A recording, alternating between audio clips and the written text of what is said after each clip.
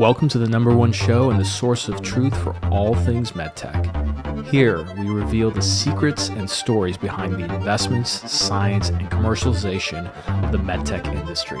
Every week, we'll take you on a wild ride with the biggest names in the game, from entrepreneurs and investors who are shaking up the market to healthcare providers who are revolutionizing the way we think and practice medicine.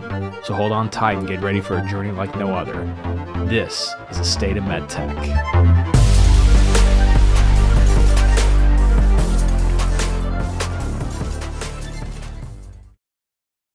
Hey everybody, welcome back to the show, and really good one today. Kind of amazing because I've been on this guest's own podcast, the Medical Sales Accelerator, multiple times, and I was shocked to realize that, I have not had Zed Williamson on my show yet, which is just wild to me. So anyway, Zed Williamson is the founder and CEO of TrackableMed, which helps specialty private practices, PPMs, and medical device companies accelerate profitable growth. And as I mentioned, he's also the co-host of the Medical Sales Podcast with my boy, Clark, which is a top weekly podcast for medical device leaders, and it brings you a fresh, disruptive insights for marketing, sales, and go-to-market teams. And over the last decade, Zed and his team have helped companies generate over millions, and this is really true, millions of inbound calls. They've booked thousands of new net patient appointments, and they really focus on driving predictable demand for medical technology and procedures.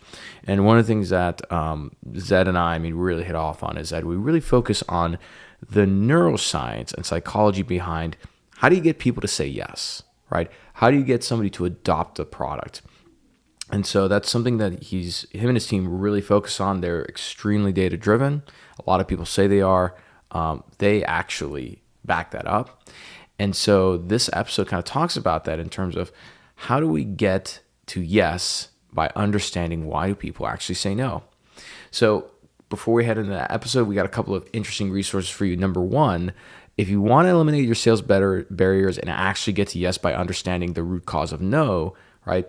TrackableMed does this very interesting unspoken voice of customer. They walked me through this report they generate. It is fantastic. I wish they were doing, Zed, I wish you guys were doing this when I was head of marketing in med device, but I'm definitely going to use this for some of the clients I work with. So if you're interested in that, head over to their website, TrackableMed.com. And lastly, as you may have heard the great news, I finally found a perfect partner for the show. A lot of companies approached me about it. I was not interested in just taking any company. I wanted somebody who really aligned with my vision about how we can elevate this industry in terms of how we do sales, but more importantly, run revenue. And that company is Clary. Clary has built a category around revenue, collaboration, and governance, right? And let's just start with what does that exactly mean? Well, first of all, have you ever heard any sales rep say, man, I crushed quota this quarter. Thank God for Salesforce. Never happened. And it's because we all had an idea of how Salesforce is actually supposed to work, right? When we all invested in it. In reality, that's not the case, right? Entering data into your CRM is a huge time suck, right? No rep likes to do it because it's more time wasted not selling. Plus, there's a lot of data that just doesn't even make it in there, right? So it's not like you're even making objective decisions on how to drive revenue and run it, right? So this leaves your sales reps lacking the information they need to close deals, and worse, sales leaders and management without the information they need to actually run the business, right? So Clary is the leader in revenue operations and intelligence. Their CEO was one of the pioneers who pioneered the category of RevOps, right? And that's Andy Byrne. Right? And they've helped hundreds of customers improve their sales data and processes. They're across a variety of B2B industries, and they're hyper-focused on MedTech. They have a whole division that focuses on it. Couldn't be happier to team up with them because they align with my vision of we need to elevate the industry in terms of how we do it. So if you want to learn how they're helping life science companies be more data-driven in their sales, check out the show notes below. Click that link, go get a demo from them, or just head over to clary.com. That's CLARI.com. Mention that you heard about them through this podcast and get that demo. See the future in terms of how revenue, collaboration, and governance should be done. So you can not only run revenue in a predictable way, but man, actually crush quota. So with that being said, let's get into our episode with Zed Williamson. Enjoy. All right, everybody, welcome back to the show. And my good friend, longtime friend, Zed Williamson. Zed, great to have you back on the show. Or actually, not back on the show. I've been on your show multiple times. This is the first time right. you're on my show, which is really wild to me. But to be fair, like I was building up the audience, so the audience is bigger, and we have a really interesting topic today. So kind of want to let you kick it off from there.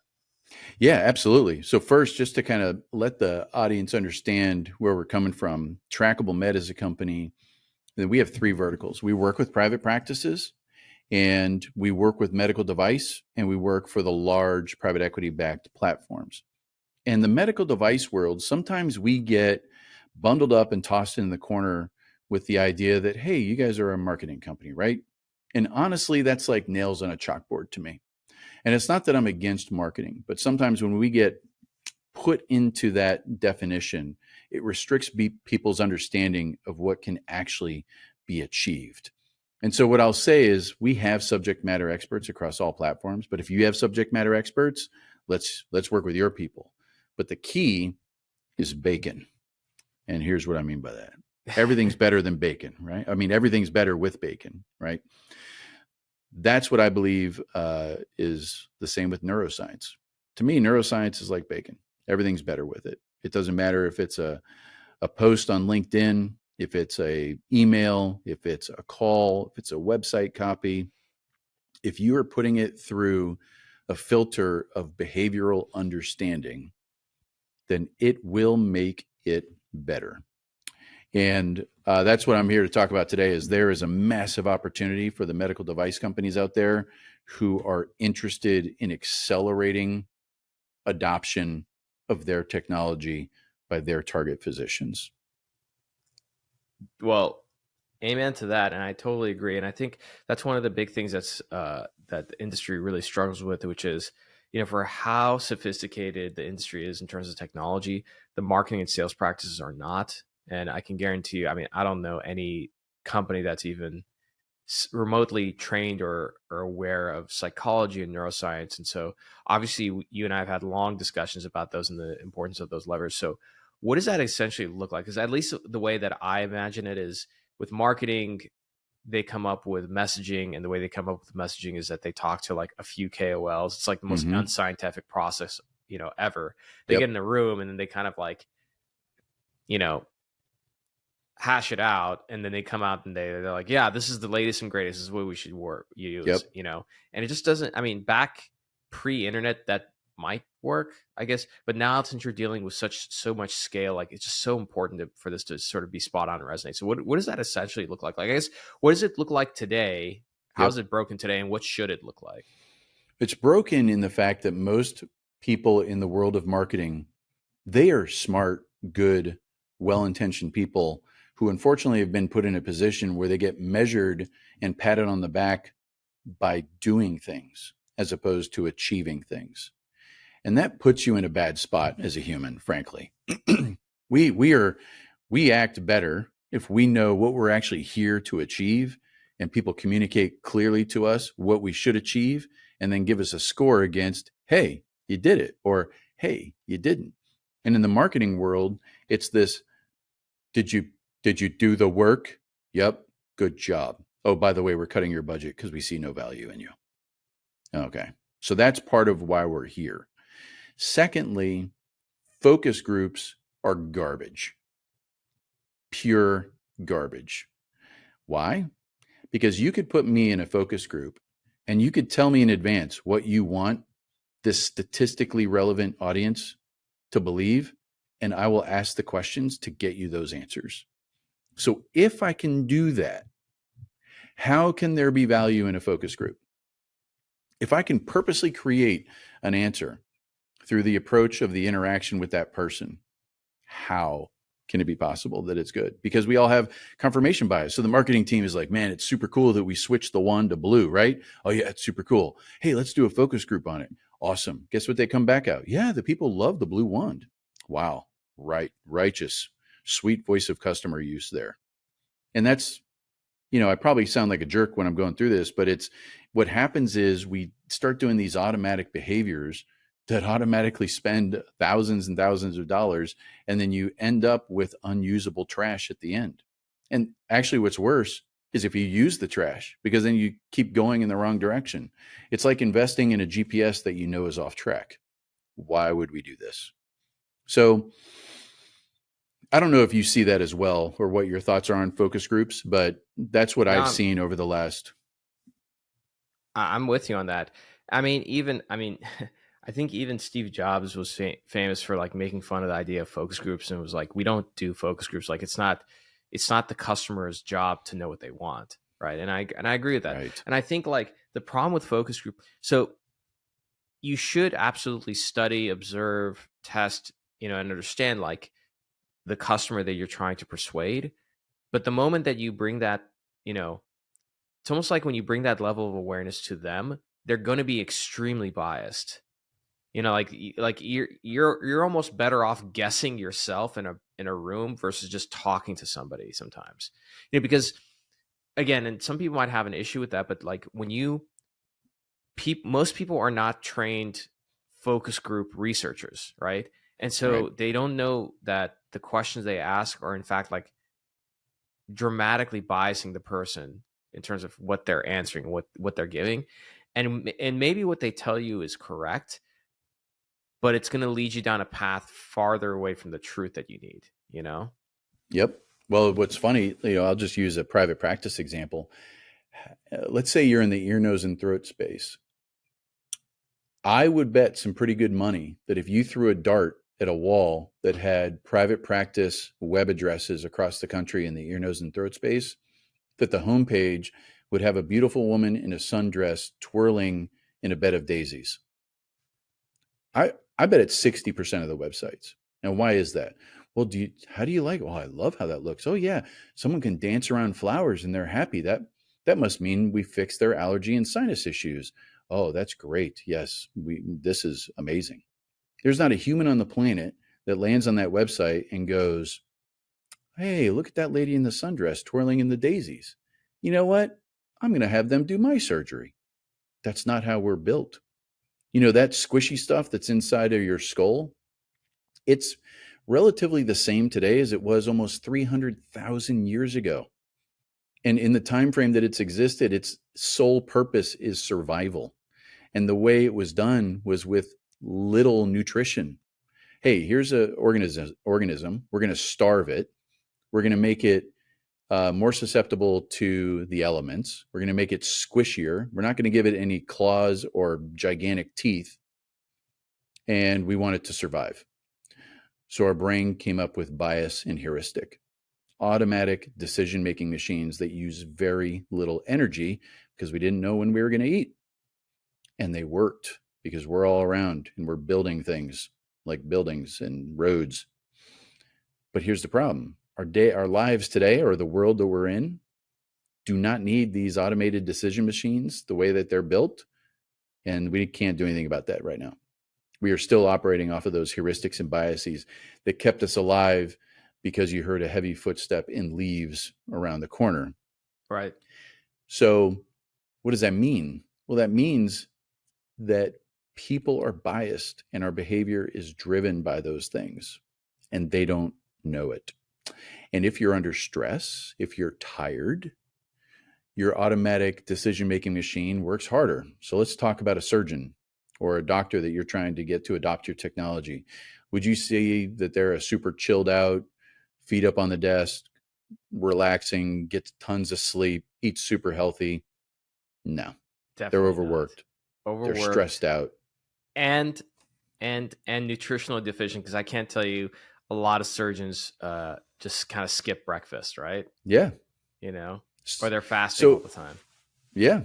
And so what happens? They're biased. So now this sales team and marketing team, they do a focus group, they get bad input, they create tools like printed documents, or, hey, here's the latest, greatest way we're going to talk to this customer. And it's built wrong for the wrong people. So the system that we've developed is, I'm going to use a term that's consistent in the industry, and it's voice of customer. I don't believe voice of customer is bad. I do think that it's important how we go about it. So the approach we take is we do a neuroscience-based voice of customer, and we interview physicians. And this is going to sound strange to everybody, so hang with me. The interview is more similar to hypnosis than anything else. And for those of you who are not familiar with hypnosis, it's not because I want them to be an assassin when I click my fingers 4 days later. Like, that's not hypnosis. But hypnosis is getting someone into a comfortable state where we can actually uncover behavioral triggers in themselves. And what's funny is if you talk to, let's say, 7, 8, 9 orthopedic surgeons, and you want them to use a new style of knee replacement, and you take them through this type of interaction, you will uncover the very specific heuristics and bias barriers towards adopting your technology. Why does that matter? Well, you just figured out what the lock is. And once you know what the lock is, now you can go create a key to get in there. So why does this matter?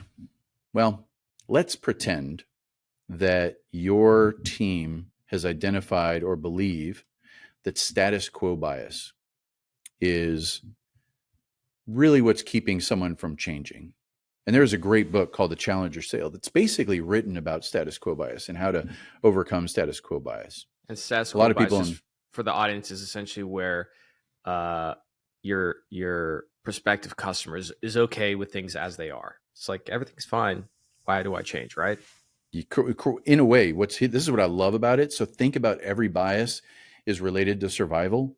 Status quo bias, the best way to think about it is I'm not dead, different equals potential death.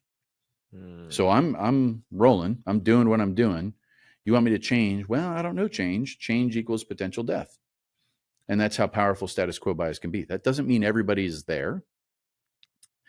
But let's say your sales team believes it is. So then what you're doing is you're challenging them. You're getting them to think differently. You're bringing them data to go, here's this new reality. Well, the problem with that is if their actual barrier bias was something like bounded rationality, which means satisfactory is good, there is no need for beyond what I achieve. Every piece of data, every piece of sales material you've put together is actually making that person take a stronger stance in their bias. So that's what happens when you don't know what lock you're dealing with, and it's like you're trying to knock a door down with a wiffle ball bat. Right. That makes sense. So it's really interesting what we found out by talking to surgeons and physicians, and you uncover these biases. And once you know, now you can create this path that you can follow. And so that's one of the specific services that we provide to medical device companies. And, here's what happens. Oh, TrackableMed, they're a marketing team. Well, we don't need that right now. They don't necessarily realize that neuroscience-based voice of customer is the key to almost all behavior change in the people that are outside of that early adopter. What aside from the fact that most, if not all, marketing teams have no idea about even the basics of psychology and neuroscience, but let's say I have an answer for this. So like I have an understanding of these things, but I wouldn't do this myself. I would still come to you guys to do it, and I'll reveal why that is. But what's your reasoning to a marketing team who says like, oh, well, that's like a CEO who's like, well, that's what the marketing team's for. They'll do it. Why is it better that a third party like you guys do it versus the marketing team themselves? Yeah, it's a really good question. I'll joke with people internally. Everyone knows I'm a little bit weird when it comes to bias and heuristics. And once you understand it so deeply, you also realize how many goofy things you do. Like I make dumb decisions. They're biased, heuristic-based decisions. And it's easier for someone who's on the outside to remove themselves from a lot of the bias that drives intention. And the biggest one is confirmation bias.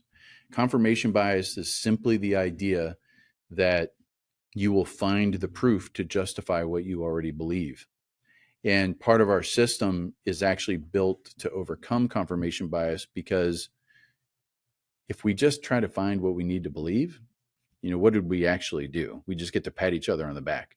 And I know people are familiar with this bias because How many times have you talked to a surgeon and there's 93,000 pages of research that says this is a good idea, and he finds the one sentence in a report from 1902 that supports what he believes, and that's what he uses? That's confirmation bias. Right. So that'd be the number one reason.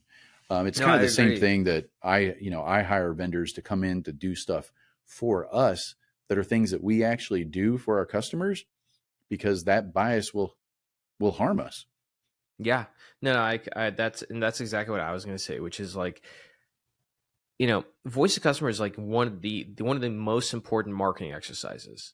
Like, I don't think that you can't tell me a more important one, because that just influences everything. It influences your sales material, influences your demo, influences the ads you run, like literally everything. And one is when you do it yourself.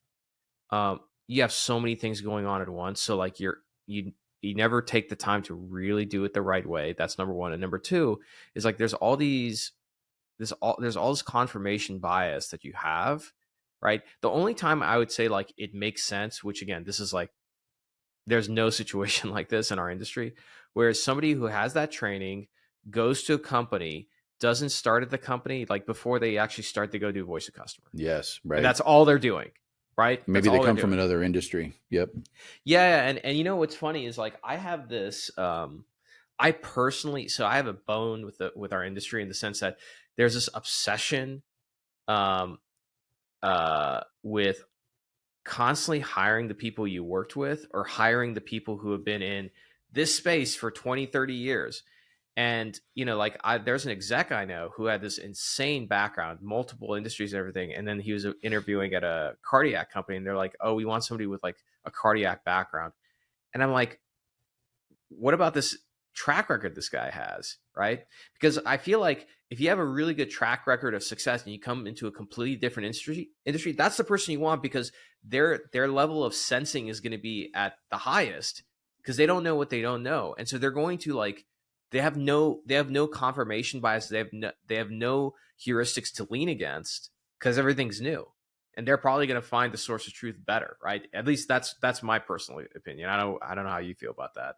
I totally agree. I actually wrote myself a note, and it was just a comment that I made to myself that I kept in my phone. It was, the day you become an expert is the day you become useless.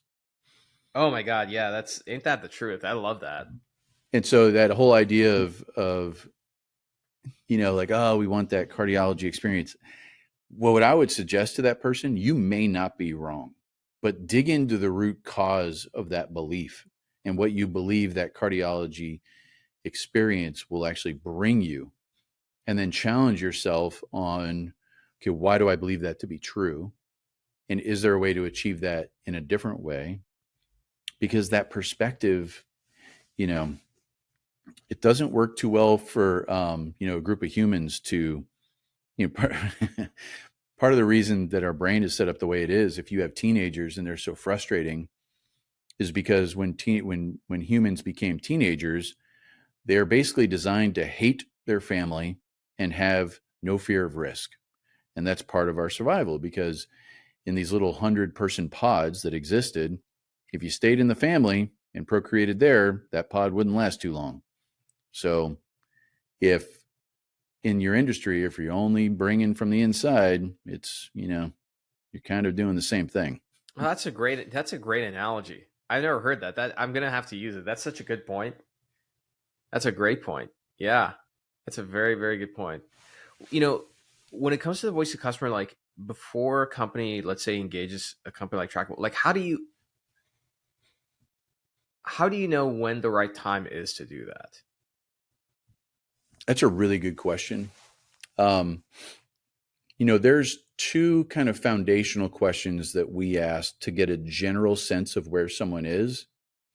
And it's this question: are you in a position where enough people have adopted your technology and you just need them to do more with it with their current patient population? Or are you in a position where you need more people to adopt your technology? And what's funny is it's a simple like bifurcation, right, of a pretty significant group. It makes you think a little bit.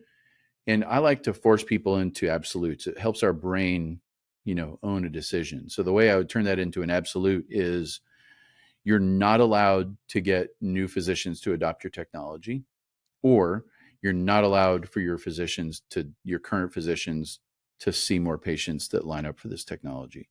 Which one do you feel is where the company needs to align with? Mm-hmm. And if there's a clear answer to that question, that's usually a good sign that they need to do this, because they're running up a speed bump that they're having a hard time getting over in either of those cases. And a neuroscience-based voice of customer is going to be the key that unlocks that next door. Mm. There's always early adopters, right? You're going to get some people who are like, sweet, it's new, let's go. And then that's going to run out. And what happens is the world has built itself that status quo is the only thing we need to battle. And so a lot of companies are going to run into some issues because we are a different society than we were 10 years ago. When I started this company, 12 years ago, like smartphones really weren't that big of a thing. Like it really wouldn't even impact your marketing approach. How insane is that? That's true. Yeah. Cause like 10 years ago, we're talking about 2013. 2013. Yeah. Yeah, no, you're right.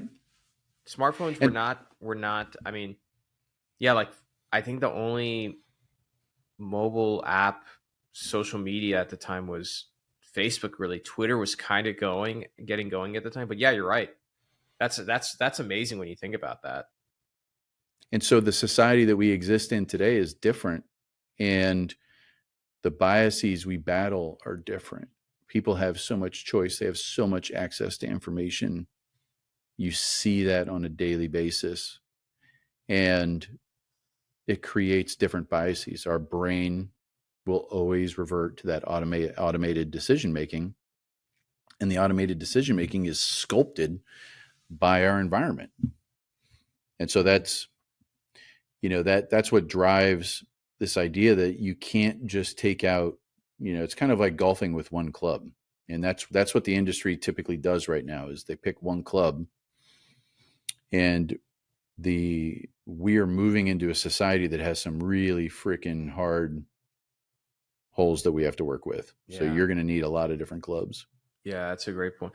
I'm wondering also, like, if you think about for my audience, like I have a lot of big companies to listen, but I'd say like I'm a startup guy, so I attract a lot of startup people. Mm-hmm. And so in startup, there are two problems you have to solve. One is the adoption of the technology, and the second one is the utilization of the technology. Yes. And I'm wondering, okay, so every startup is going to say like, we have a problem with both those things. I'm wondering, like, if you had to pick one, if let's say a startup came to you, and let's say they've placed their technology with a few accounts, like 2 or 3 or something, right?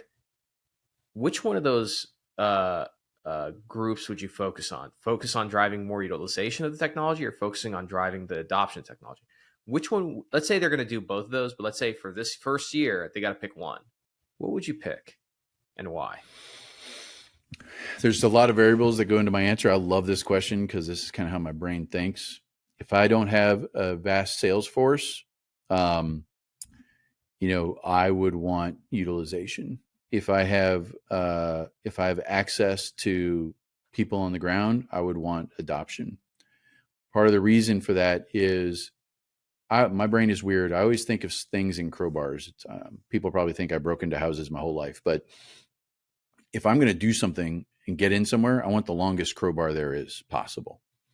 And so in a scenario where you have very few sales reps, a longer crowbar would be pretty significant utilization, where you would have a lot of understanding around what is needed to get, massive grabs of market share with minimal access. If I had a larger sales team, I would want to create as much statistical relevance around adoption so that then I could go build a utilization plan.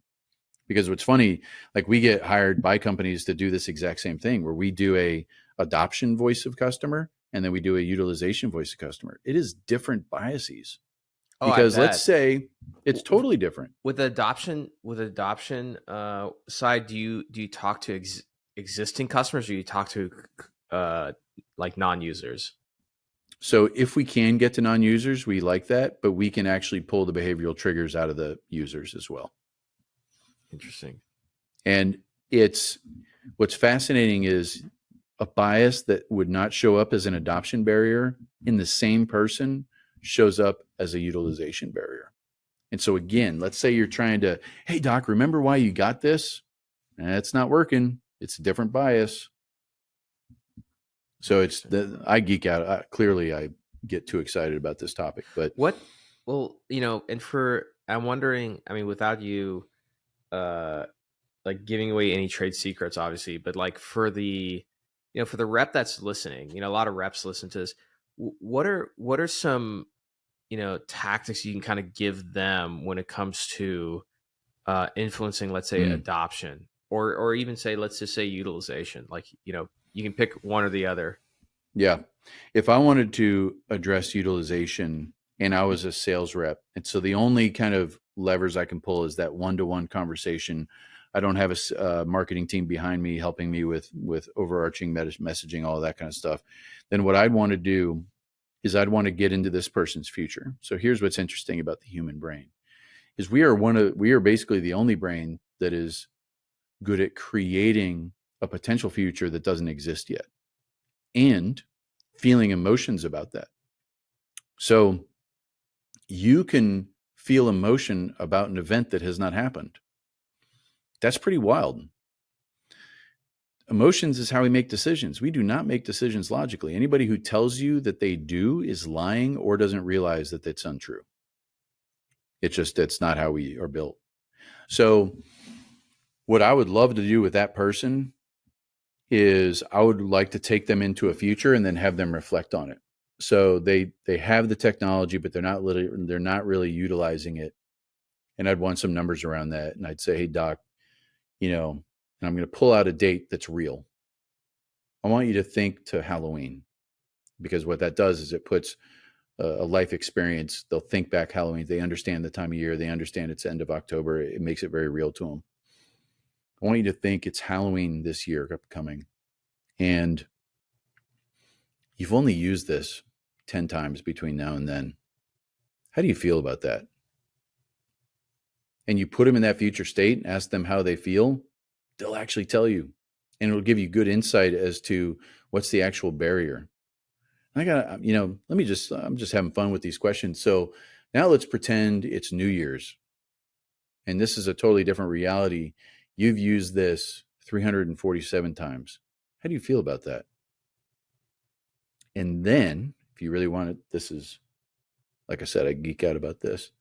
You get that angle, and then to triangulate this data, it's kind of like getting a geo position with a cell phone ping, is ask the same two questions about one of their partners.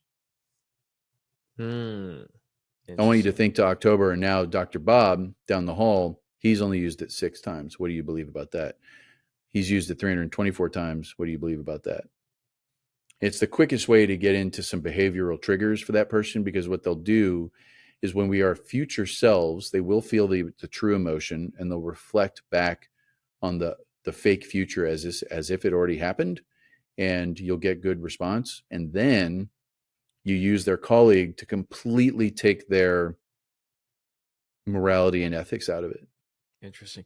I love that. I'm going to borrow some of that into my own sales talk track, because like in my current sales process for my company, but also in the past when I would talk to surgeons, I had this thing around like present pain and future fear. So like, what present pains do you currently have? How bad are they? Like really agitated. And then it's like, okay, these don't get resolved. Like, what future fears are there that you don't want to come true? And then, the question I always ask, like, if a year from now, things go great, what 3 wishes have to come true?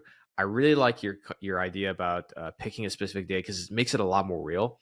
I think because this is such an important thing about sales, because you're getting so much information from the person. I think part of the reason why our industry most, if not all reps, they just don't do this, is because they get really uncomfortable with things that are emotional based, even if it's like you have to play pretend, because they feel like they're doing something that's silly, right? They feel like they're doing something that's not like professional and everything. So it always goes back to just, and again, if you have like a bunch of papers and like everything you need objectively to persuade somebody, like that stuff works, but nobody ever does for anything. And so they always go back to like having these objective discussions about like numbers and data and this and that.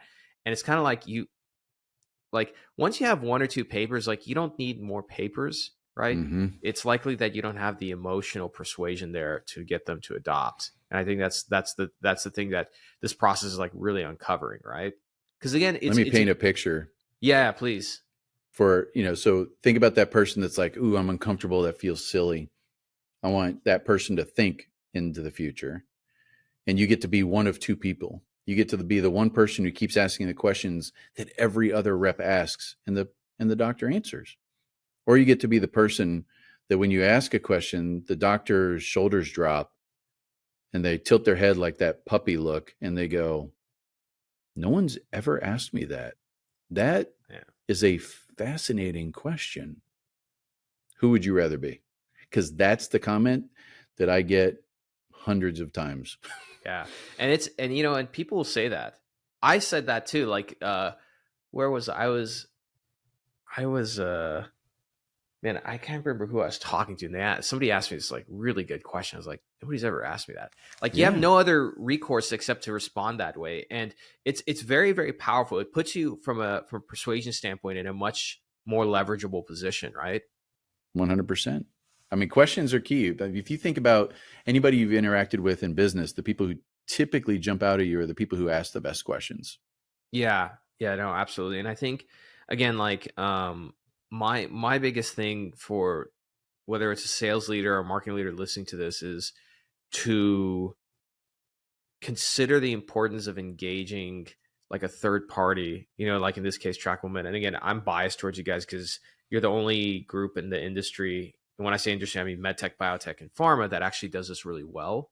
That's why we've had a great relationship over the years, but just kind of engaging somebody early on, because again, aside from the fact that you're buying back time, because like then you can focus on other things, you're really doing this the right way. Because what you don't want to happen, which I've seen, is that you do your voice of customer, and most of the time a VP is not doing it. It's usually their director of marketing who's assigning it to a marketing manager, so on and so forth. So it's like an inexperienced person doing a really important thing.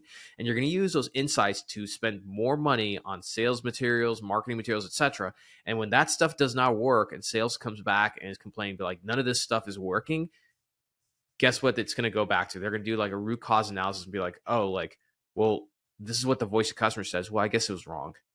And that's a really let's pay to do it again. Yeah, it's a really uncomfortable position to do, and and again, like you end up spending more money, but worst is not that you spend more time, you've wasted time. You don't get that time back. Like in that period, which is going to elapse probably a year. You're not gonna figure this out in a quarter or two. Some people might lose their jobs on the sales team because of that really bad decision you made, right? Like that's the thing that marketing people don't think about, which is like, aside from the fact that like, the future of the company's in your hands, if you don't do this the right way, a really hardworking salesperson who's probably otherwise, good at their job is going to get like fired because of you. Yeah. I'm going to get cheesy for a second because you hit a note for me, and some people believe in this, some people say it's fake, whatever. But really, the core reason behind the existence of TrackableMed is this deep-rooted belief that it is our moral obligation to help people realize that they don't have to live the way they're living. And it drives literally everything about what we do and who we are, because we see that as three groups. Our actual employees, we help people with their health, get them off of diabetes medication, get them moving, access to different types of supplements and mindset, reading, speakers, all that kind of stuff. These are all employees, right, in your company? Yeah.